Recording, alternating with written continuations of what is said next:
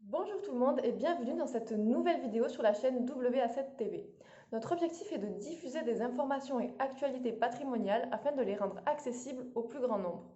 Nous allons aujourd'hui parler d'un type d'investissement qui séduit de plus en plus par sa souplesse et sa simplicité. Ce sont les parts de SCPI. Commençons par le b.a.-ba. Qu'est-ce qu'une SCPI? Il s'agit en fait d'une société civile de placement immobilier. Le concept est simple. Cette SCPI se charge d'acquérir et de gérer un parc immobilier pour le compte de ses investisseurs. En d'autres termes, lorsque l'on parle d'investir en SCPI, cela se traduit par l'acquisition de parts sociales de cette société. L'investisseur entre donc au capital de la SCPI et en devient un associé à proportion du montant apporté. En contrepartie, il percevra une partie des revenus locatifs générés par cette SCPI. La SCPI convainc de plus en plus d'investisseurs car elle permet la constitution de revenus complémentaires sans avoir à fournir aucun effort, mis à part peut-être sa déclaration fiscale chaque année. Pas de recherche de biens, pas de passage chez le notaire, pas de travaux, pas de recherche de locataires, bref, aucune contrainte. Vous comprenez pourquoi ce placement suscite un tel engouement. Intéressons-nous maintenant aux différents modes de détention de ces parts de SCPI. Vous pouvez choisir d'y investir soit directement, soit à travers un contrat d'assurance vie, soit à travers une société civile immobilière. Chacune de ces méthodes a bien sûr ses avantages et ses inconvénients. Voyons ensemble les grandes lignes. Commençons par la simplicité, la détention des parts de SCPI en direct.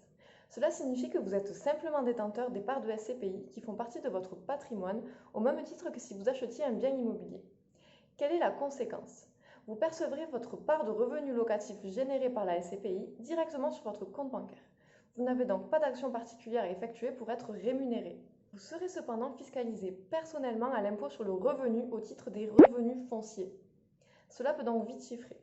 Prenons l'exemple de la majorité de nos clients qui se trouvent dans la tranche marginale d'imposition à l'impôt sur le revenu de 30%.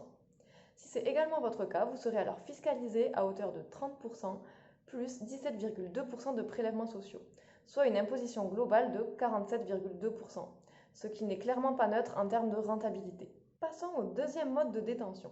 Imaginons que vous souhaitiez justement optimiser cette fiscalité et que vous n'ayez pas besoin de revenus complémentaires dans l'immédiat.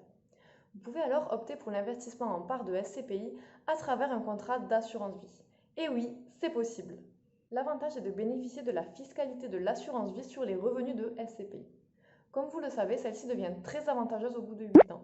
Voilà pourquoi il vaut mieux être patient et conserver les revenus de la SCPI au sein de son assurance vie un certain temps, même s'il reste bien sûr tout à fait possible de les récupérer avant 8 ans, à tout moment. Voyons maintenant le troisième mode de détention des parts de SCPI impliquant le recours à une deuxième société appelée SCI, Société Civile Immobilière. Je vous l'accorde, son appellation est proche de celle de la SCPI, mais elles sont pourtant bien différentes. La SCI est créée et gérée par l'investisseur dans le but d'acquérir les parts de SCPI. Mais pourquoi utiliser une telle société? La SCI étant la détentrice, les revenus des parts de SCPI lui seront reversés directement. L'intérêt est de pouvoir opter pour la taxation de ces revenus, non pas à l'impôt sur le revenu, mais à l'impôt sur les sociétés, soit dans la plupart des cas à 15% uniquement. Mais attention, les revenus seront alors logés au sein de la SCI, et pour les percevoir personnellement, il faudra procéder à une distribution de dividendes. Cette distribution sera bien entendu de nouveau fiscalisée. Vous avez donc tout intérêt à opter pour cette solution si votre objectif est de vous reverser les revenus une fois à la retraite, lorsque votre tranche marginale d'imposition aura diminué suite à la baisse de vos revenus. Voilà pour les 3 modes de détention. Si le sujet des SCPI vous intéresse, je vous invite à vous rendre sur notre site internet rubrique Actualité pour consulter notre dernier article sur les SCPI internationales, une autre option pour alléger la fiscalité. Dans tous les cas, nous vous invitons à vous faire accompagner afin de déterminer quelle solution correspond le mieux à votre situation et à vos objectifs. Cette vidéo touche à sa fin, je vous remercie de votre attention et vous donne rendez-vous prochainement sur notre chaîne pour une nouvelle vidéo.